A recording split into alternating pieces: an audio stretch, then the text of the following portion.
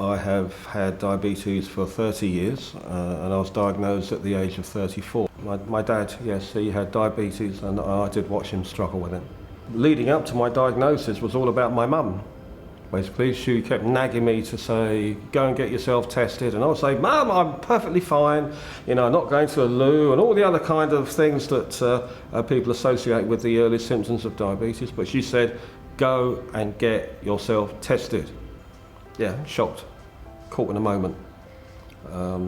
Maybe a little bit of denial as well, because you think, well, there's nothing wrong with me, I'm perfectly fine. The other symptoms that I've read about, drinking, being thirsty and losing weight, I'm roughly the same size now as I was then. Now it's a case of before you have every meal, that you'll take a blood sugar reading from your meter, and then you assess what food you'll be eating. Then you count the carbs or estimate the carbs as best you can, and then take the appropriate number of units of Nova Rapid insulin that I take. And at night time, before you go to bed at night, you will put in a flatbed of Lantus insulin before you put the lights out and go to sleep.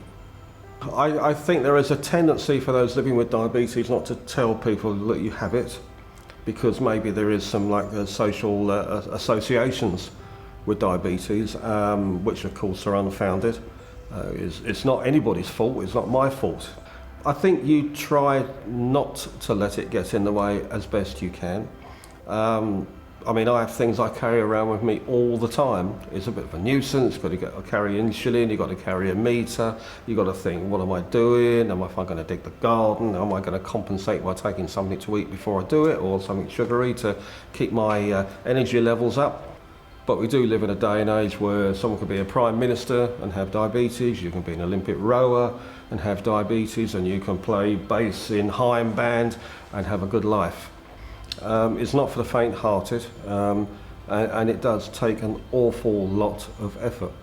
But the thing is that you have to remain positive about all aspects of living with diabetes, because there is no other choice. It's not a case of saying, I can give up or ignore it.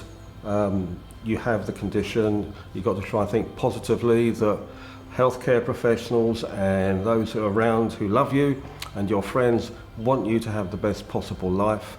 And so it's all about getting yourself empowered with everything at your disposal to live as good as you can.